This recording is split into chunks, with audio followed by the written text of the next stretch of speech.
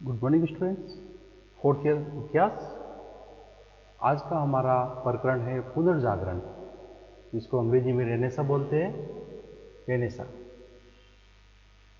पुनर्जागरण, वापस से जागना। देखिए, इस अगर शाब्दिक अर्थ की या शब्द की ओर जाए तो ये जो रेनेसा शब्द है अंग्रेजी में, ये फ्रेंच वर्ड है। एक्चुअल में ये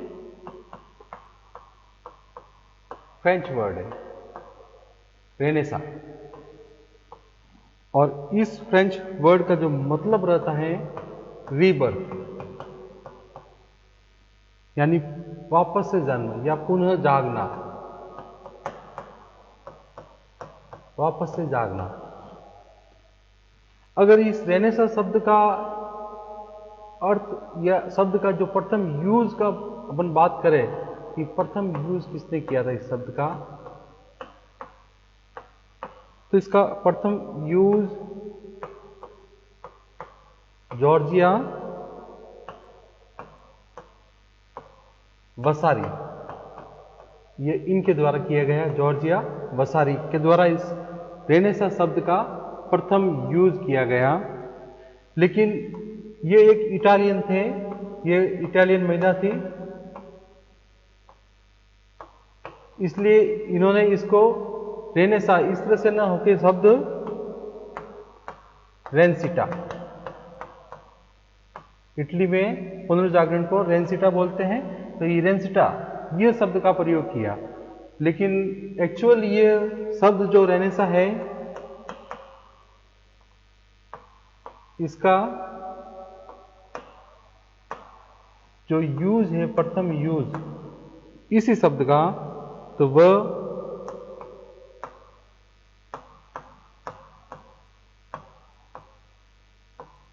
पियर बेलोन, पियर बेलोन,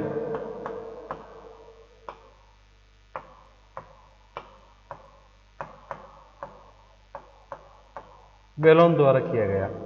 पियर बेलोन ने इस शब्द का, इसी शब्द का प्रथम यूज किया, और इसी के अर्थों में रेनसिटा का प्रयोग जॉर्जिया वसारी जो इटालियन थे उन्होंने इसका यूज किया। अगर पुनर्जागरण, पुनर्जागरण यानी वापस से जगना, पुनः जागना, वापस से जाग जाना, निद्रा से उठ जाना, तो ये बात करें तो अपन कौन जागा, वापस से कौन जगा, तो कौन, तो ये यूरोप की बात हो रही है। यूरोप एक समय सोया हुआ था, उससे पहले जगा हुआ था, फिर सोया, फिर वापस से वह जगा। ये बात हो रही है यूरोपियन इतिहास की, यूरोप की धर्म संस्कृति, वहाँ की जो व्यवस्था है उसकी। तो एक और अगर अपन इस तरह से बातें करें कि ये पहले कब जागा था, क्या यूरोप में ऐसा एक समय था जो यूरोप जगा था? पहले तो जागना मतलब विभिन्न क्षेत्रों में परिवर्तन, नवीनता आना। तो क्या पहले यूरोप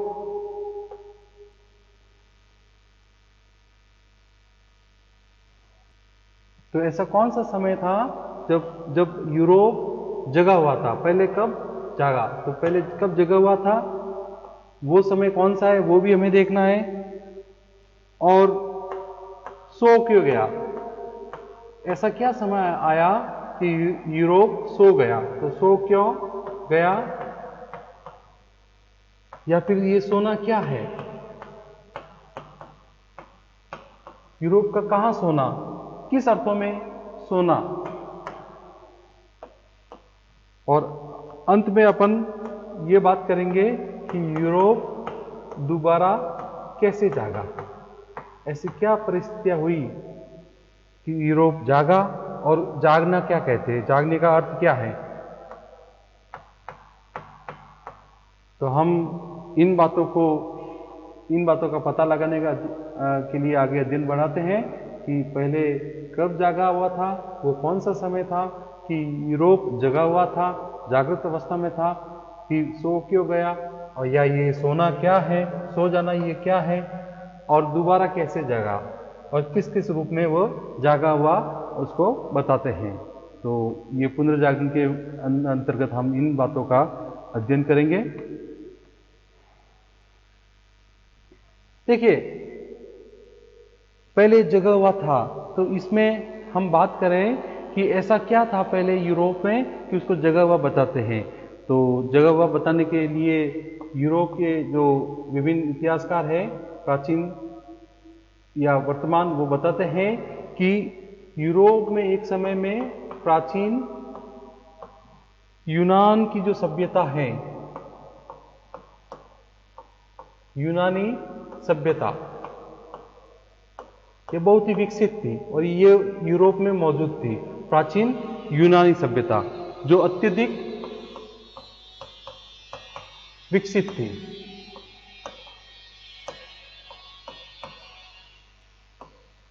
तो अत्यधिक विकसित सभ्यता हमारे यहाँ पे पहले मौजूद थी, जो कि यूनान की सभ्यता थी, ग्रीक सिविलाइजेशन। और इस सिविलाइजेशन या इस सभ्यता में सुकरात, प्लेटो तथा अरस्तु,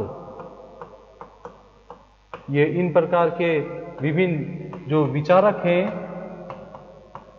जिन्होंने उस समय बहुत प्रसिद्धि पाई और अपने विचारों को जनमानस में फैलाने की कोशिश की। तो ये विभिन्न विचारक, जिनको आज भी राजनीति विज्ञान तथा इतिहास तथा मनोविज्ञान, इन जगहों पे अपन आज भी उनके विचारों को पढ़ते हैं और ज्ञान ग्रहण करते हैं। तो ये ज्ञानी लोग एक समय में यूनान की सभ्यता में विचारक के रूप में मौजूद थे। तो हमारी जो ये यूनान की सभ्यता है, यूरोप में मौजूद थी और यूरोप में यूनान सभ्यता मौजूद होने के कारण यूरोप जगा हुआ था, जागृत अवस्था में था। या फिर और इसमें बताते हैं कि होमर नाम के एक कवि साहित्यकार थे, जिन्होंने इलियड तथा ओडिसी, इन ग्रंथों की रचना की थी, जो बहुत ही महान ग्रंथ माने जाते हैं। और इनको लिखने वाले थे होमर, वो भी यूनान की सभ्यता से संबंधित थे। तथा एक कवि है, कवि जैसे कवि का नाम बताया जाता है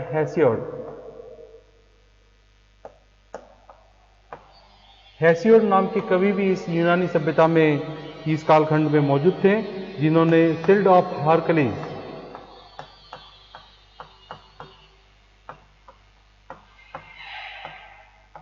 इस ग्रंथ की रचना की थी, शिल्ड ऑफ हरकुलिस की। और ये रचनाकार थे हेसियोड, जो एक महान कवि माने जाते हैं और वो भी प्राचीन यूनान की सभ्यता से संबंध रखते हैं। तथा अपन जैसे गणित में पढ़ते हैं,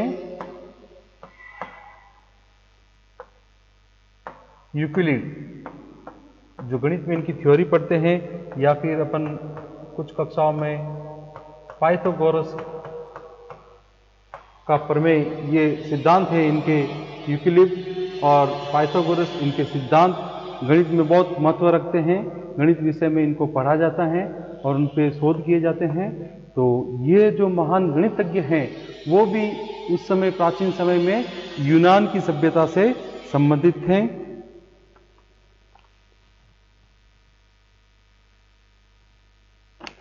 इसके बाद में और अगर बात करें यूनान की सभ्यता के जो महान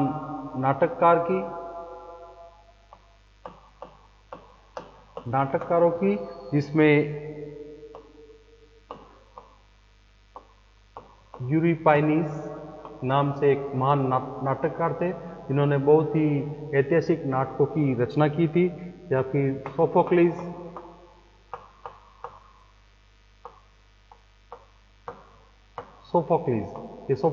नाम से भी एक नाटककार थे, जो यूनान की सभ्यता में बहुत ही प्रसिद्ध थे। या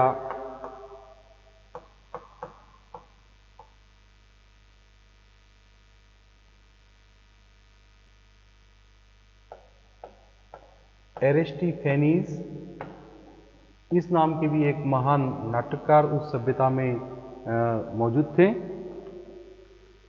और अगर वास्तुकला के क्षेत्र में भी यूनान की सभ्यता बहुत विकसित थी, जिसमें अपन बात करें कि पार्थिनन जो प्राचीन यूनान की सभ्यता में एक स्थान है, पार्थिनन में एथेंस जगह पे, या पार्थिनन एक स्थान का नाम है, वो एथेंस में था।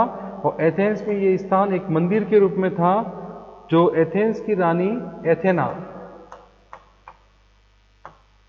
एथेना की मूर्ति उसमें स्थापित थी और एथेना का मंदिर था। तो ये बहुत ही वास्तुकला का प्रसिद्ध स्थान था। तो वास्तुकला के क्षेत्र में ये भी एक महत्वपूर्ण स्थान रखता है।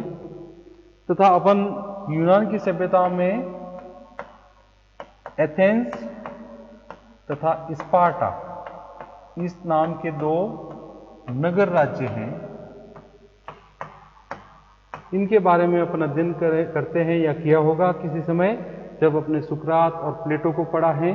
तो उस समय ये बहुत ही महान नगर राज्य थे, जहाँ पे लोकतंत्र तथा गणतंत्र ये शासन प्रणालियां उसमें विद्यमान थी, जो आज हम इनको महत्वपूर्ण रूप से पढ़ते हैं और आज इन विषयों की डिमांड है।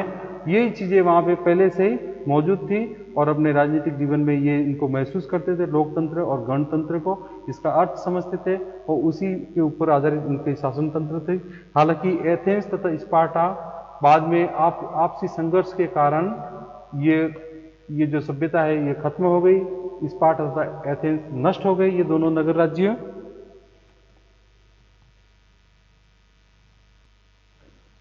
कि प्राचीन यूनान की सभ्यता के बाद एक और सभ्यता विकसित हुई, जो प्राचीन रोमन सभ्यता, जिसका नाम कह सकते हैं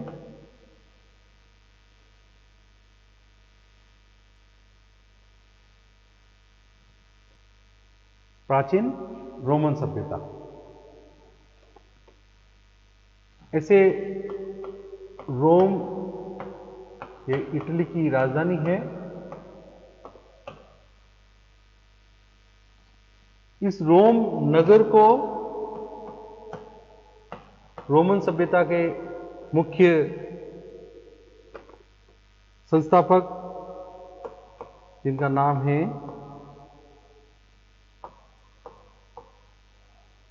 रोमुलस तथा उनके भाई रीमुस, इन दो भाइयों ने ये रोम नगर को बसाया था और रोमन सभ्यता, प्राचीन रोमन सभ्यता में इनका नाम विशेष महत्वपूर्ण है।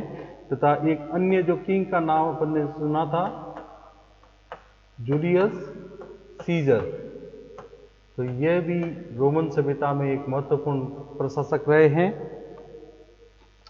तो इस प्रकार से ये रोमन सभ्यता में भी कई विकसित लोग या महत्वपूर्ण लोगों के बारे में बताया जा सकता है। इस रोमन सभ्यता में एक स्थान था जिसको हम कॉन्स्टेंटाइन इस नाम से पुकारते हैं, अन्य नाम उसका कुस्तुनतुनिया।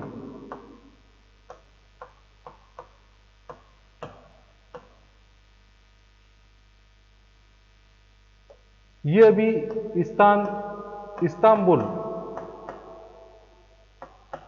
इस नाम से तुर्की में स्थित है। तो उस समय ये रोमन सभ्यता का महत्वपूर्ण स्थान था कुस्तुनतुनिया, और इस सभ्यता पे तुर्क लोगों ने अधिकार कर लिया, आक्रमण करके इन रोमन सभ्यता को हरा करके तुर्क जो लोग हैं उन्होंने यहाँ पे कुस्तुनतुनिया नामक स्थान को अपने अधिकार क्षेत्र में ले लिया, अधिकार में ले लिया।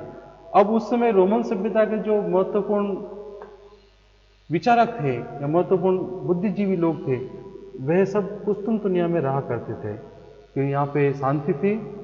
कुस्तुनतुनिया में जो रहने वाले लोग हैं उनके पास में बहुत सारी पांडुलिपियां मौजूद थी। पांडुलिपियां यानी कोई भी बुक का जो प्रथम लेखन जहाँ होता है वो पांडुलिपियां वहाँ पे मौजूद थी।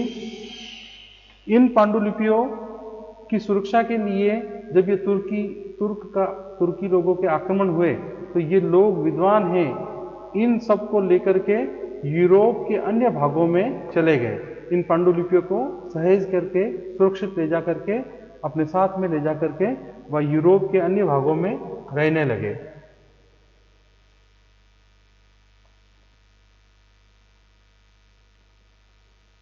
तो हम बात करें कि जो तुर्कों के आक्रमण के कारण रोमन सभ्यता थी, इसका अंत हो गया और जो स्कॉलर है वहां से भाग गए कुस्तुनतुनिया से, तथा एक डार्क युग का, वो रोमन सभ्यता के बाद में ये डार्क युग का, डार्क एज, जहाँ पे ये जो डार्क एज इसलिए बोलते हैं कि यहाँ पे विकास रुक गया, प्रगति नहीं हुई, किसी भी क्षेत्र में विकास तथा प्रगति नहीं हुई। प्रत्येक जीवन के जो प्रत्येक क्षेत्र रहते हैं उसमें विकास तथा प्रगति रुक गई और इसी प्रगति के रुकने के कारण उसको डार्क एज बोलते हैं। लेकिन जब ये जो इस सभ्यता के जो विद्वान लोग हैं उन्होंने अपनी पांडुलिपियों के माध्यम से लोगों में जो वैचारिक क्रांति फैलाई, उसके कारण ये पुनर्जागरण, या उसी को हम पुनर्जागरण बोलते हैं। तथा वैचारिक क्रांति में जो महत्वपूर्ण चीज निकल के आई, व्यक्तिवाद, यानी संसार में न चर्च को महत्वपूर्ण समझना और न पोप को महत्वपूर्ण समझना, न ईश्वर को, बल्कि व्यक्ति को महत्वपूर्ण समझना।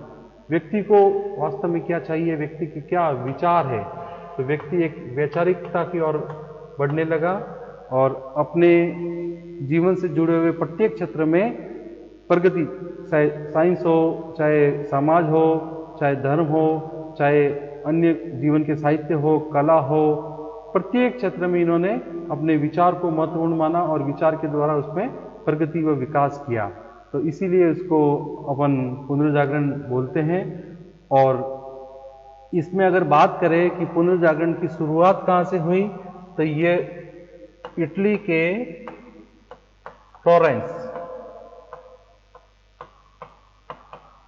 फ्लोरेंस नामक स्थान पे हुई।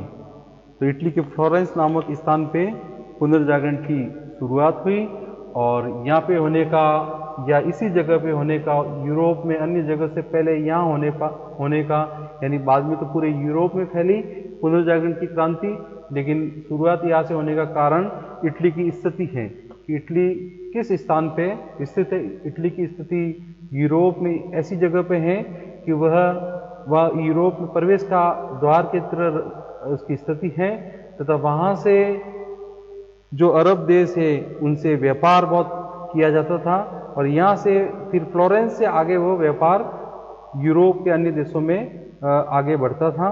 तो ये इसकी स्थिति के कारण ही फ्लोरेंस में व्यापार व वाणिज्य की प्रगति थी। यहाँ पे लोग समृद्ध थे और समृद्ध होने के बाद ही व्यक्ति कला तथा साहित्य इनकी ओर देखता है। जब तक व्यक्ति को समृद्धशाली नहीं होता है तब तक वो अपनी पैसे की जो मांग पूरी करनी है उसमें लगा रहता है। जब समृद्धशाली हो जाता है, उसके पास पैसा आ जाता है, तो वो फिर अपने लिए मनोरंजन व तथा अन्य कला व साहित्य या वैचारिक रूप से वह सोचने की कोशिश करता है। तो इटली की समृद्धशाली जो व्यापार वाणिज्य की जो स्थिति है उसी के कारण वहाँ पे अन्य चीज़ों के बारे में लोगों ने सोचा, तथा जो लोग कुस्तुनतुनिया से भाग के आए वो भी इटली में इसी स्थान पे सबसे ज़्यादा पांडुलिपियाँ लेके आए। तो उन्होंने वैचारिक क्रांति को फैलाने में बहुत महत्वपूर्ण स्थान उनका रहता है। तो इस प्रकार से हमने देखा कि पहले तो ये फ्रेंच वर्ड है रीबर्थ, जिसका अर्थ होता है पुनः जागना। इसका प्रथम यूज जॉर्जिया वसारी जो कि इटालियन थे उन्होंने किया, इसलिए उसका नाम उन्होंने रेनेस्टा इस तरह से बताया। उसके बाद उसका एक्चुअल रेनेसेंस इस शब्द का यूज पियरे बेलोन नामक एक विद्वान ने किया। ये प्रथम यूज इस शब्द को उपयोगकर्ता इसी रूप में उपयोग करता है। उसके बाद अपन ने बात शुरू करी थी कि पुनः जागना, ये कौन जगह पुनः, तो ये यूरोप जागा। यूरोप में पहले समय डार्क युग था, उससे पहले अच्छा युग था, उनको हर तरह की वैचारिक क्रांति थी उस युग में, जो कि यूनान व रोमन सभ्यता में अपने बात करी थी। तो उसको सोच करके वापस से यूरोप, ये मध्य युग के जो डार्क एज है उससे निकल जाना, यही पुनर्जागरण इसको बताया जाता है। पहले कब जगह हुआ था, तो अपने देखा कि वो संस्कृतियाँ ऐसी थी, उस प्रकार के लोग रहते थे, वैचारिक लोग थे, बुद्धिजीवी लोग थे, उसके कारण यूरोप का हर तरह का विकास था व्यापार वाणिज्य में। लेकिन बाद में जो चर्च हुआ तो पोप, इन लोगों के कोशिश के कारण यूरोप में तो प्रगति रुक गई, और उनके आडंबर रूढ़िवादी विचार के कारण व्यक्ति अपने बारे में नहीं सोच पाया। तो यही सो गया ये ऐसा बोलते हैं। ये सोना क्या है, तो अपनी विचारों को दबा देना, अपने विचारों को खुल के न बताना, यही सोना है। और अन्य कई सारे क्षेत्र रहते उसमें प्रगति ठप हो जाना, यही सोना है। तो दोबारा कैसे जगा, तो जो पहले वाला जो पीरियड है उसको याद करके, या पहले वाले जो विद्वान हैं उनको याद करके वापस से नए कार्य करना, नए विचारों को उत्पन्न करना, यही पुनर्जागरण का दोबारा कैसे जागा ये यूरोप, ये अर्थ होता है। जिसमें पहले जगह हुआ था या पहले अच्छा इसमें एज था, तो वो अपन ने यूनान की सभ्यता देखी, जिसमें अत्यधिक विकसित थी। सुकरात, प्लेटो, अरस्तु आदि विचारक थे। होमर, जिन्होंने इलियड व ओडिसी की रचना की, तथा कवि हेसियोड, सेल्ड ऑफ हरक्लीज, तथा गणितज्ञ जिनके नाम आज भी सभी को पता है कि यूक्लिड व पाइथागोरस, जो गणित पढ़ते हैं थोड़ा बहुत तो उनको पता चल जाता है कि ये लोग कौन थे। उसके बाद अपन ने विभिन्न नाटककारों की, इसमें यूरिपाइनीज, सोफोक्लीज, एरिस्टोफेनीज, ये विभिन्न बहुत महान नाटककार थे। वास्तुकला में अपन ने पार्थिनन में जो भी मंदिर है एथेंस में, जिसमें एथिना की देवी का मंदिर है, उसकी जो कला के बारे में अपन ने बात करी। तथा एथेंस व स्पार्टा नामक दो नगर राज्य, जो वहाँ पे बहुत ही महान नगर राज्य थे, उनके बारे में देखा। तो आज हम जिन शब्दों के बारे में लोकतंत्र व गणतंत्र विस्तार से अध्ययन करते हैं, वो पहले से ही वहाँ पे मौजूद थे, और वो संस्कृति, लोकतांत्रिक मूल्यों को वो पहले से ही समझते थे। उसके बाद में अपन ने ये ग्रीक के बाद में प्राचीन रोमन सभ्यता, जिसे रोम, इटली उसकी स्थान माना जाता है।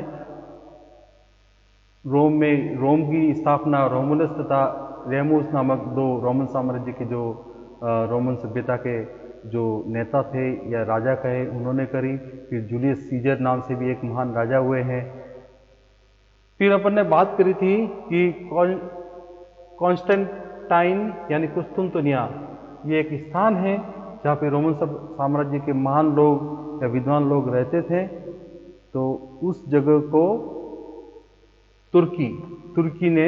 तुर्क लोगों ने आक्रमण कर लिया इस जगह पे, जहाँ से लोग वहाँ से निकल करके यूरोप के अन्य देशों में, और ज़्यादा से ज़्यादा लोग इटली के फ्लोरेंस नगर में गए, और वहाँ पे अपनी जो पांडुलिपियाँ लेके गए साथ में, तथा ज्ञान का विकास किया, ज्ञान को फैलाया।